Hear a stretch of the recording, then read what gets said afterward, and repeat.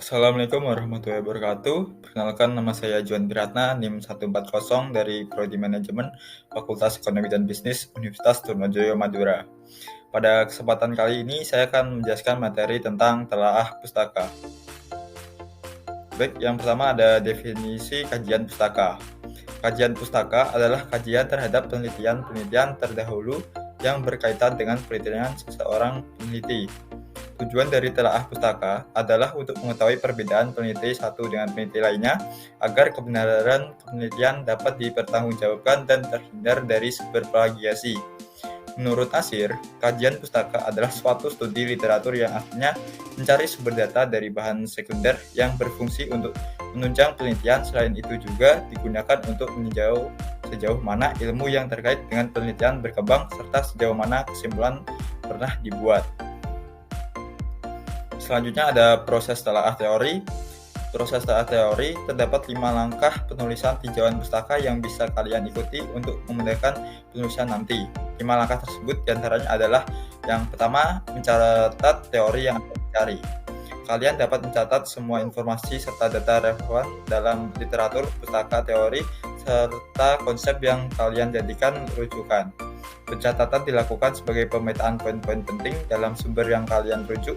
Pemetaan poin-poin penting ini akan sangat memudahkan kalian nantinya dalam melakukan penulisan secara keseluruhan dan menjaga penulisan tinjauan pustaka agar tidak melebar. Yang kedua, melakukan ikhtisar referensi. Setelah menuliskan poin-poin penting, kalian dapat mulai memahami intisari atau makna isi secara lebih mendalam melalui langkah ini. Pada tahap ini juga, kalian sudah mulai melakukan kegiatan meringkas serta mengutip sumber. Yang ketiga ada proses sintesis dan membandingkan. Melalui tahap ini, kalian mulai akan menyatukan dan membandingkan seluruh bacaan atau literatur yang kalian rujuk dan mengklarifikasinya ke dalam topik yang relevan. Pada tahap ini, kalian mulai melakukan analisis secara umum yang berarti memecah informasi menjadi bagian-bagian kecil. Analisa umum dilakukan untuk menuju hubungan yang jelas antara bagian-bagian tersebut. Dan yang keempat ada analisis terdapat referensi. Setelah melakukan analisa umum, kalian akan melakukan evaluasi pustaka atau bacaan serta lebih kritis. Pada tahapan ini, kalian harus bisa menjelaskan gap atau celah yang ada antara peneliti sebelumnya dengan peneliti yang kalian buat. Selanjutnya ada definisi telaah empiris. Kajian empiris adalah kajian yang didapatkan dari penelitian yang telah dilakukan sebelumnya oleh peneliti lain. Kajian empiris juga dapat didefinisikan sebagai hasil peneliti berupa observasi atau percobaan terdahulu yang mengumpulkan beberapa konsep yang relevan dan terkait dengan penelitian yang dilakukan. Selanjutnya ada proses telaah empiris. Terdapat beberapa tahapan dalam membuat kajian empiris untuk sebuah penelitian, yaitu sebagai berikut.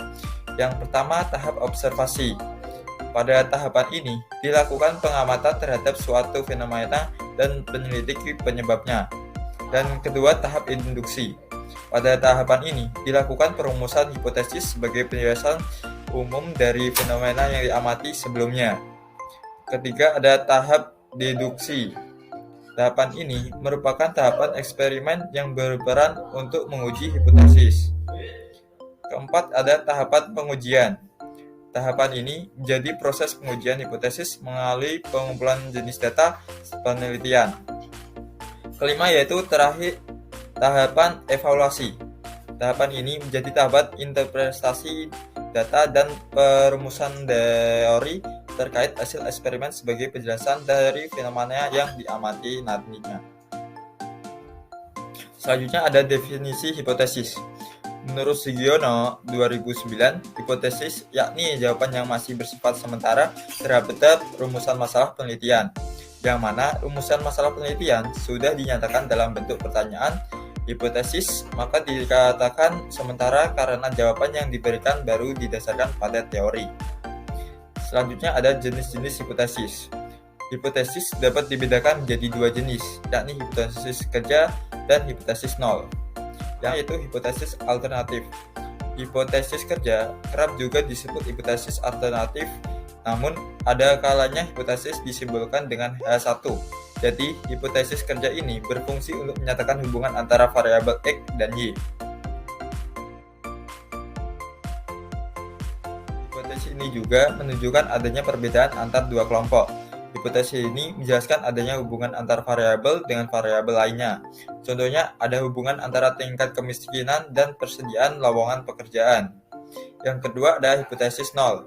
Sedangkan hipotesis nol atau null hipotesis biasanya disebutkan dengan HO. Nama lain hipotesis ini adalah hipotesis statistik. Dinamai demikian karena sering dipakai dalam penelitian kuantitatif yang membutuhkan perhitungan statistik. Kebalikannya dengan hipotesis HO menerangkan tidak ada hubungannya atau pengaruh antara variabel dengan variabel lainnya. Contohnya, tidak ada hubungan antara tingkat pendidikan mahasiswa dengan peluang mencari pekerjaan. Baik, mungkin sekian materi yang bisa saya sampaikan kepada kalian. Bila ada kurang lebihnya saya mohon maaf. Terima kasih sudah menonton. Wassalamualaikum warahmatullahi wabarakatuh.